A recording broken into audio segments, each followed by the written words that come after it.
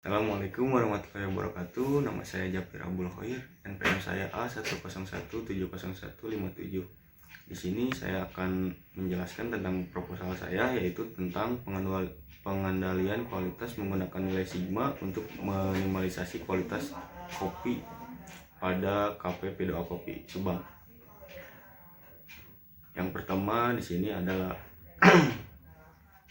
dalam sebuah perusahaan industri manufaktur yang bertujuan untuk membuat barang jadi dari bahan mentah dengan menggunakan mesin, tenaga kerja, dan peralatan untuk bisa bersaing dengan para kompetitif, perusahaan harus bisa memenuhi kebutuhan konsumen sesuai dengan keinginan kualitas produk yang diinginkan. Jadi, pengendalian kualitas kontrol merupakan hal yang penting bagi perusahaan manufaktur dan era sekarang menurut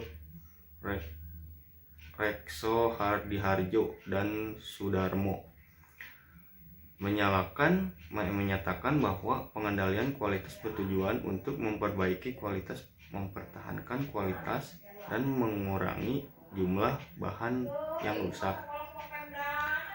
Untuk menghadapi persaingan yang kuat dalam dunia bisnis tersebut, perlu dilakukan peningkatan kualitas produk yang baik oleh suatu unit usaha. Menurut Agraini 2016 menyatakan bahwa kualitas produk merupakan keseluruhan ciri dari suatu produk yang dapat memenuhi kebutuhan pelanggan sesuai dengan yang diharapkan pelanggan. Sedangkan menurut Bakar dan Schreger pada tahun 2010 menyatakan bahwa kuliner adalah kesesuaian dengan kebutuhan pasar konsumen. Maka dari itu perusahaan perlu memperhatikan kualitas sebuah produk ataupun jasa yang telah dihasilkan, karena kualitas dari suatu produk ataupun jasa yang dihasilkan akan berdampak pada image suatu unit usaha diminta konsumen. Image tersebut akan sangat berpengaruh terhadap kelangsungan hidup pada suatu unit usaha. Oleh sebab itu, perusahaan perlu melakukan proses pengendalian kualitas pada saat proses produksi dilakukan.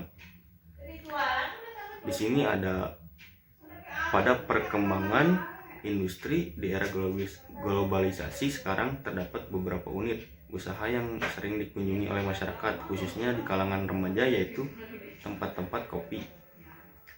Salah satunya yaitu P2A Kopi yang berada di Subang. P2A Kopi mendapatkan kopi itu sendiri tentu bermula dari petani kopi. Petani kopi yang dipilih oleh P2A Kopi beralokasi di desa di Cupu Negara, berupa dataran tinggi yang memang cocok ditanami oleh salah satu kopi tersebut. Kenapa P2A Kopi mengambil kopi dari desa Cupu Negara? Karena salah satunya ingin mensejahterakan para petani di daerah tersebut, dan karena biasanya para petani suka menjual kopi tersebut ke bandar-bandar atau para pengepul dari kopi dengan relatif rendah dibandingkan petani tersebut menjual langsung ke pasaran. Dan kualitas kopi di desa Cupu Negara memang sudah diakui oleh berbagai negara, salah satunya negara Korea yang telah ekspor dari desa Cupu Negara. Setelah biji kopi atau ceri kopi didapatkan dari petani, lalu disimpan di gudang untuk proses selanjutnya. Kemudian setelah proses menjadi kopi serbuk, kopi dan kopi jadi, pihak P2A Kopi bermula menjual ke berbagai kopi shop, salah satunya yang berada di Subang, dengan mengadakan acara seminar. Jadi mengundang berbagai kopi shop yang berada di Subang ataupun di luar kota untuk mencoba dihasilkan yang telah diproses oleh P2A Kopi, sehingga mereka dapat mengetahui kualitas P2A Kopi.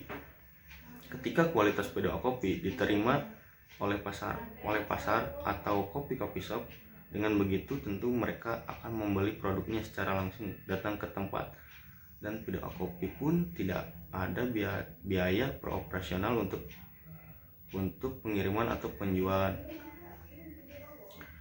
Di sini langsung ke manfaat kualitas. Manfaat kualitas menurut Edvardson dalam buku Tejiptono dan Chandra tahun 2011.171 sampai 173. Produktivitas biasanya selalu dikaitkan dengan kualitas dan profitabilitas. Meskipun demikian, ketiga konsep tersebut memiliki penekanan yang berbeda-beda. Yang pertama ada produktivitas menekankan kemanfaatan. Yang kedua kualitas lebih menekankan aspek kepuasan. Yang ketiga profitabilitas merupakan hasil dari hubungan antara penghasil. Di sini ada nilai sigma. Nilai sigma merupakan cara pendekatan kualitas terhadap total quality management yang disebut TQM. Pada umumnya sistem pengendalian kualitas seperti TQM adalah dan lain-lain hanya menekankan pada upaya peningkatan terus-menerus berdasarkan kesadaran mandiri dari manajemen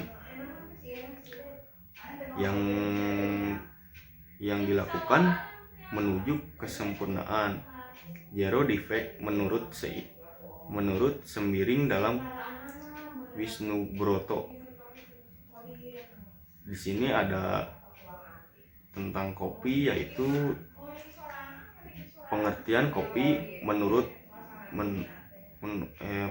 pengertian kopi merupakan sejenis minuman yang berasal dari proses pengolahan biji tanaman kopi. Kopi digolongkan ke dalam famili Rubiaceae dengan jenis kopi. Di sini ada jenis-jenis kopi. Yang pertama kopi bubuk dan kopi instan. Yaitu pertama kopi bubuk hanya ada 3 tahapan, yaitu penyaringan, roasting. Yang kedua adalah penggilingan. Yang ketiga ada pengemasan. Terus dalam kopi instan di sini ada yang pertama, si kopinya harus disangrai yang masih melalui tahapan ekstraksi, dyeing, dan pengemasan. Kopi yang telah digiling diekstrak dengan menggunakan tekanan tertentu dan alat tekanan ekstraksi bertunjuk untuk memisahkan kopi dari ampasnya.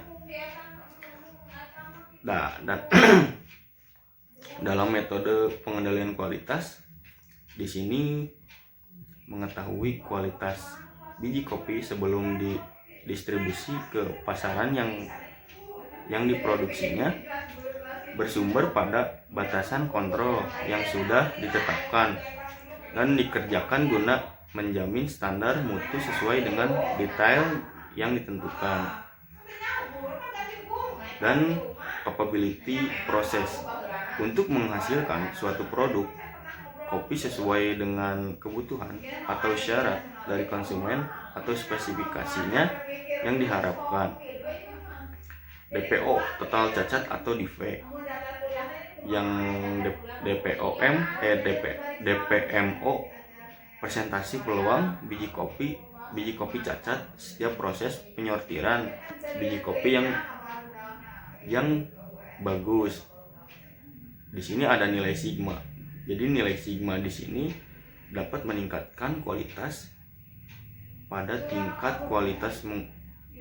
tingkat kualitas mengurangi pemborosan. Jadi dapat dipahami ya dari semua.